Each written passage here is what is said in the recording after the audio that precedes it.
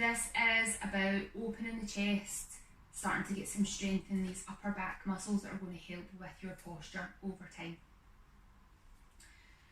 This is the table waiter, so elbow is coming into the waist, ribs are stacked over the hips, we're in our alignment. We're thinking about on that exhale, can we get active from the arches, engage and stimulate the muscles?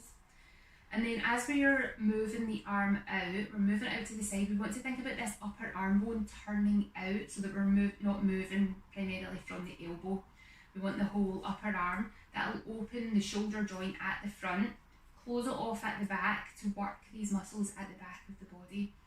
So depending on how tight you are, if you're really tight here, you might want to go out a couple of inches, but by strengthening these muscles at the back, that's what's going to help us get a bit more range of movement, a little bit wider. Now when you're doing that, it's very important that you notice what's going on at your ribs. So I'm going to show you this side on. I'm keeping the alignment, ribs are staying stacked over the hips as I move out to the side and come back in.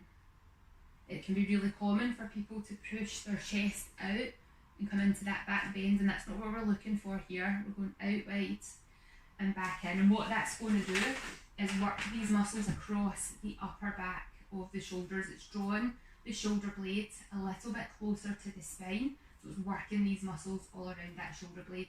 Really good for your posture. Another thing to be conscious of is you don't push the chin forward and come out and push the chin. We want to keep the ear over the shoulder as much as you can. If you have got any questions about that at all, Jen at iamjenwilson.com.